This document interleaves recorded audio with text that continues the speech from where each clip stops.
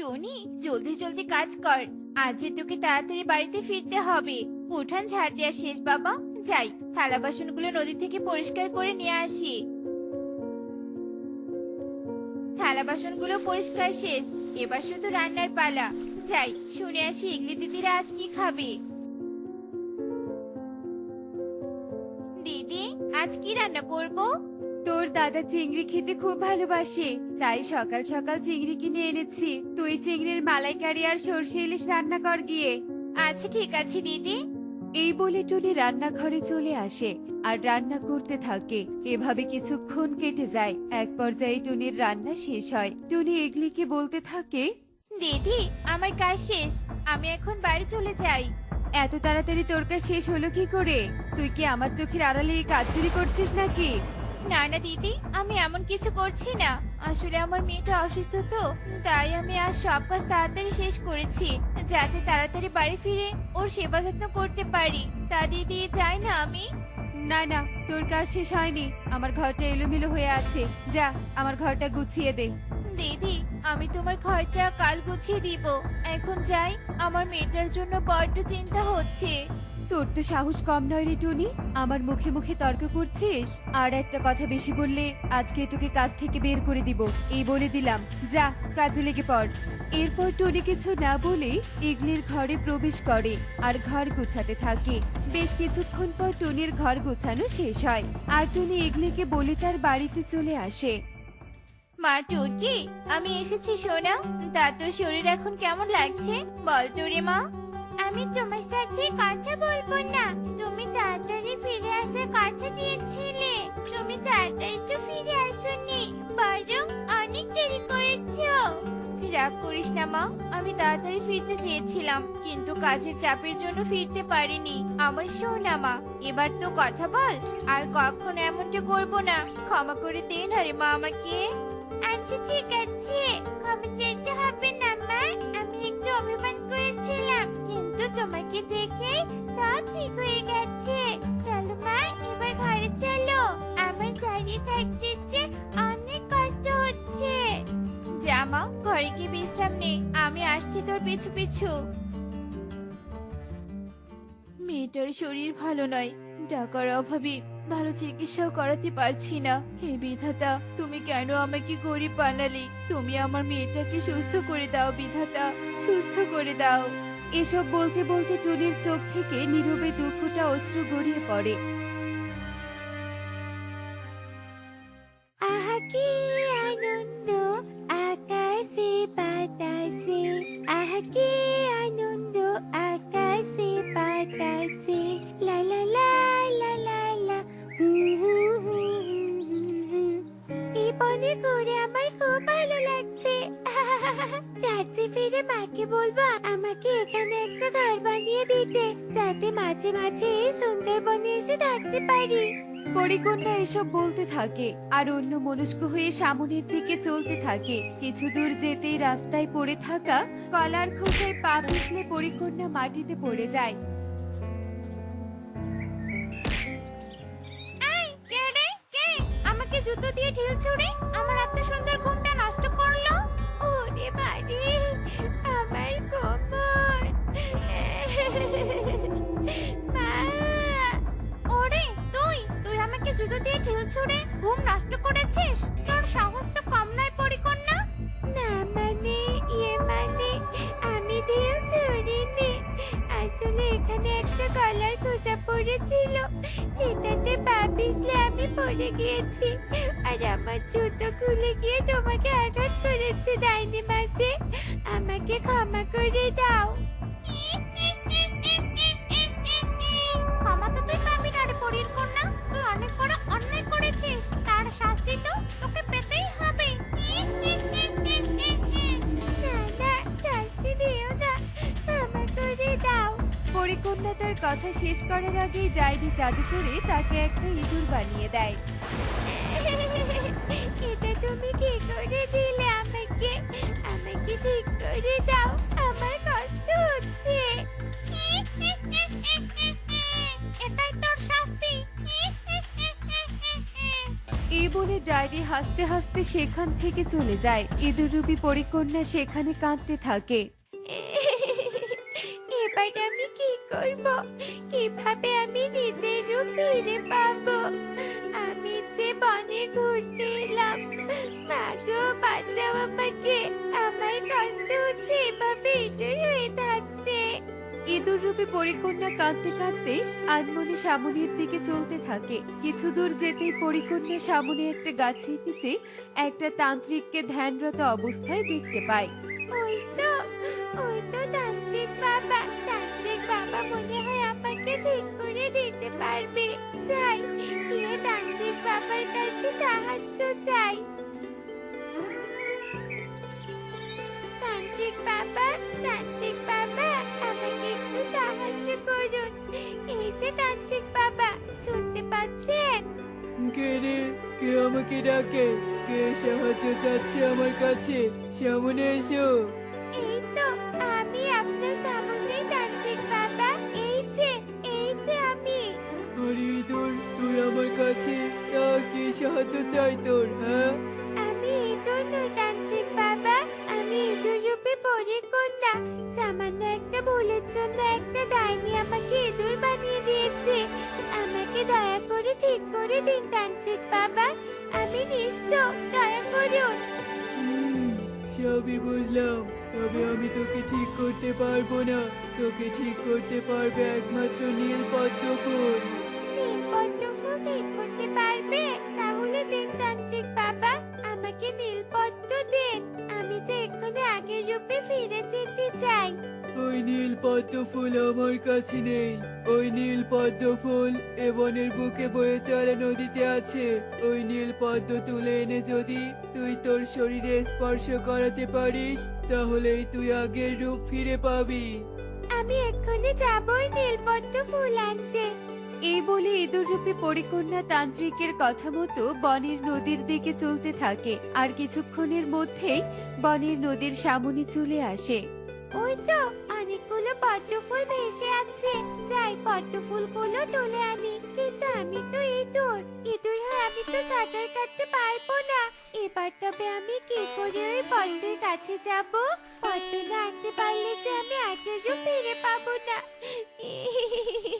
ইঁদুররূপী পরিকন্যা এসব বলে সেখানেই কাঁদতে থাকে।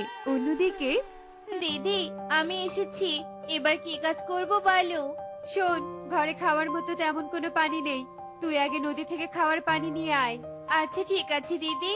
আর হ্যাঁ শোন, পানি নিতে গিয়ে কিন্তু একদম দেরি করবি না। আজকে যদি দেরি করিস না, তাহলে সোজা তোকে কাজ থেকে বের করে দিব, এই বলে দিলাম। না না দিদি, দেরি করব না। এই যাব আর পানি নিয়ে চলে আসবো। এই বলে টুনি কলস নিয়ে সেখান থেকে সোজা নদীর পাড়ে চলে আসে।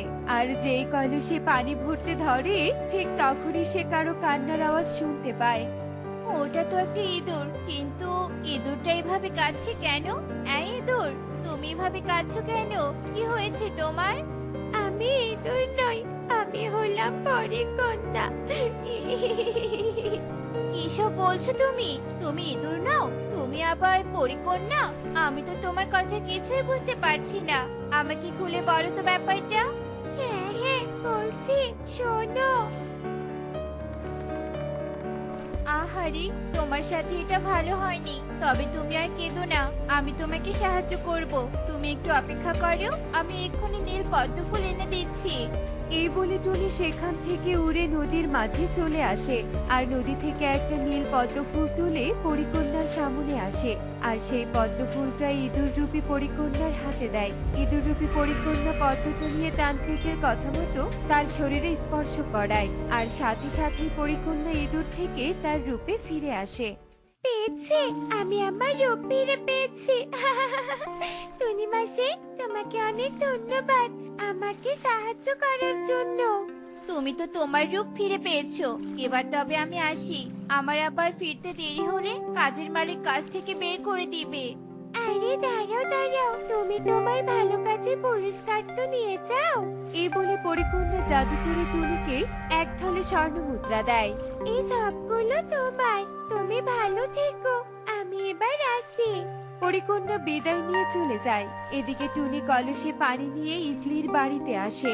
ইগলি টুনিকে দেখে রেগে বলে, এই এত দেরি করে আসলে কেন? হ্যাঁ, বলছিলাম না একদম দেরি করবি না? আসলে দিদি, আমি তোর আসলে নকলি শুনতে চাই না। আমি এই মুহূর্তে তোকে কাজ থেকে বাদ দিলাম, চলে যা তুই। দিদি তুমি আমাকে কি কাজ থেকে বের করে দিবে? উল্টো আমি তোমার কাজ করব না। যে মালকিন কাজের পাখির সাথে খারাপ ব্যবহার করে তার বাড়িতে কাজ না করাই উচিত। ভালো থেকো, চললাম আমি। টনি এই বলে তার বাড়িতে চলে আসে আর পরিকন্যার দেয়া স্বর্ণমুদ্রার মাধ্যমে বেশ সুখেই দিন কাটাতে থাকে। এমনই সব মজার মজার শিক্ষণীয় টুনি পাখির গল্প দেখতে আমাদের পাশেই থেকো। আর গল্পগুলো কেমন হচ্ছে তা কমেন্টে জানাতে ভুলো না কিন্তু। Bye bye. আমার কন্যা, তোকে আমি কিভাবে মুক্ত করব? আমার বন্ধুত্বের জন্য আজ তোকে মাসুল দিতে হচ্ছে। নাগিনের এই কান্নার পেছনে লুকিয়ে আছে এক দীর্ঘ ইতিহাস। একসময় পরী ও নাগিনের বন্ধুত্ব ছিল বেশ অটুট। আর পরী ডাইনির ক্ষতি করলে পরীর ওপর প্রতিশোধ নিতে না পেরে ডাইনি নাগিনের পেছনে লেগেছে আর তার কন্যাকে বন্দী করেছে। যতদিন না ওই পরীকে উচিত শিক্ষা দিতে পারছি ততদিন এই বাস ছাড়া থেকে পাখিদের ক্ষতি করব। কিন্তু পাখিরা তো সব নদীর ওপারে থাকে, ওদের কিভাবে এদিকে আনবো? এই তো পেয়েছি একটা বুদ্ধি।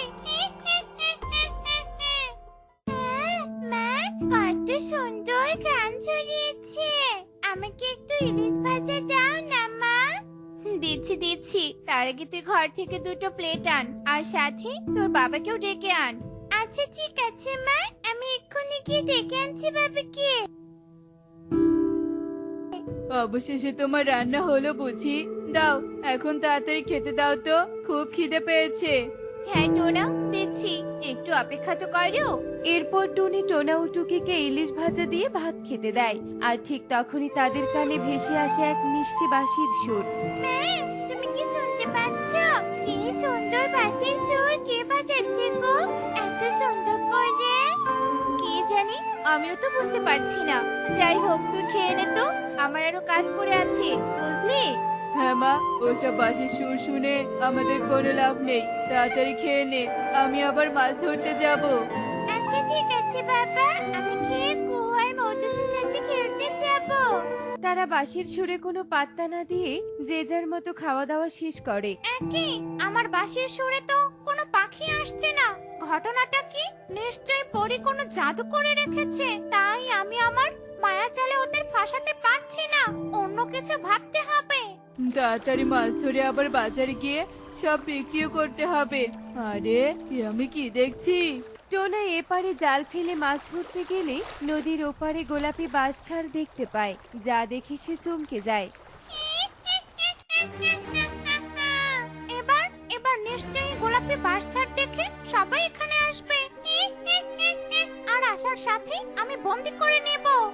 এসব কি হচ্ছে?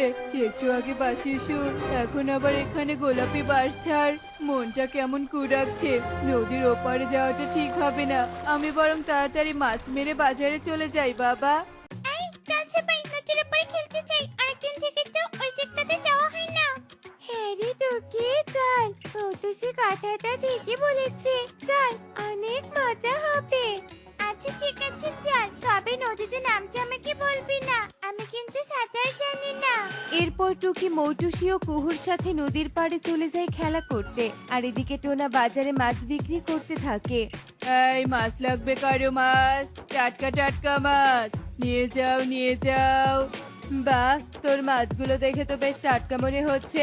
এইমাত্র মেরে আনলি নাকি মাছগুলো? হ্যাঁ কালু দাদা, নিবে নাকি?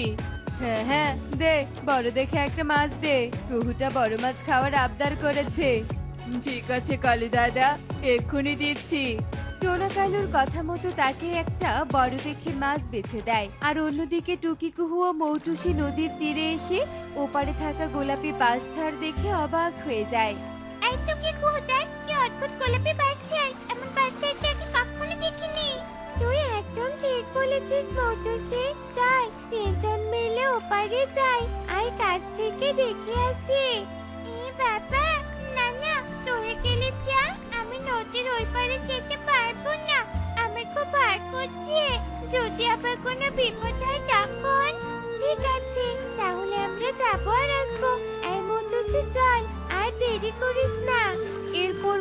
খুশি আর কুহু উড়ে ওপারে চলে যায় আর টুকি এপারে দাঁড়িয়ে তাদের জন্য অপেক্ষা করতে থাকলে এভাবেই প্রায় বেশ খানিক সময় কেটে যায়। একে অনেকক্ষণ তো হলো ওরা ওখানে গিয়েছে, কিন্তু এখনো ফিরছে না কেন? না না, ওদের আবার কিছু হলো না তো?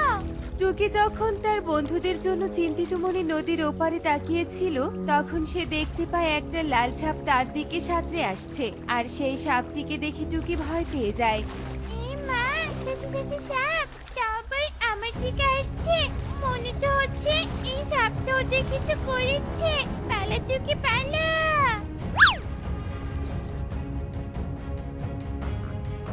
কি কাকুলি, তোমার কি হয়েছে? তুমি এভাবে কান্না করছো কেন? আর আমাদের ছানা কোথায়? কালু, কুহু সেই সকালে খেলতে বেরিয়েছে, এখনো বাড়ি ফিরেনি, খুব চিন্তা হচ্ছে।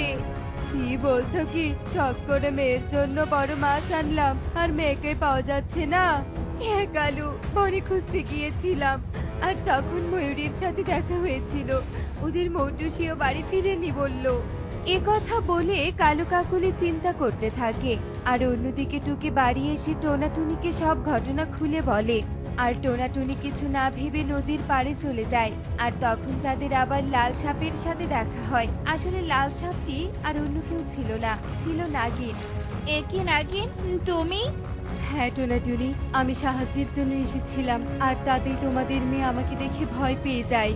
কি সাহায্য নাগিন? আর তুমি কি কুহু মৌটুসিকে দেখেছো কোথাও? ওদেরকে কোথাও পাওয়া যাচ্ছে না। হ্যাঁ দেখেছি ওদের, আর আমার মেয়েকে ডাইনি বন্দি করে রেখেছে। তবে ওর শত্রুতা পরীর সাথে আর আমি পরীর বন্ধু হওয়ায় আমার ক্ষতি করতে চাইছে। তবে আমার যে ওর সাথে লড়াই করার ক্ষমতা নেই। আচ্ছা ঠিক আছে, চলো। ওই ডাইনি অন্তত আমাদের কোনো ক্ষতি করতে পারবে না, কারণ আমাদের ওপর পরীর আশীর্বাদ আছে।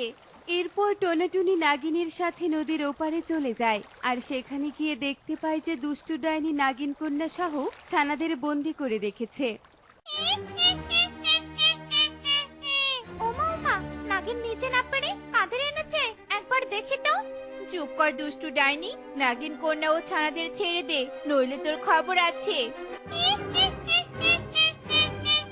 নাগিন আমার কিছু করতে পারেনি, আর তোরা পাখি হয়ে কি করবে আমার? হ্যাঁ, আরে বোকা ডাইনি, আমাদের ওপর তো পরীর আশীর্বাদ আছে, তার উপর তান্ত্রিকও আছে। যদি তান্ত্রিকের কাছে নিজের প্রাণ দিতে না চাস তবে পালিয়ে যা বলছি।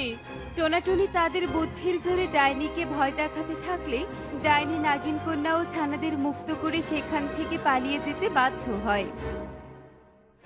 ধন্যবাদ টোনাটুনি, তোমরা অনেক সাহসী। তোমাদের এই উপকারের কথা আমি ভুলবো না। মা, চল এখন নাগিন রাজ্যে ফিরে যাই। দুষ্টু পাখিরা আমার সাথে পাঙ্গা, তাই না? আমাকে ওই গোলাপি বাঁশঝাড় ছাড়া করেছিস, আমিও তোদের এখন ঘর ছাড়া করলাম।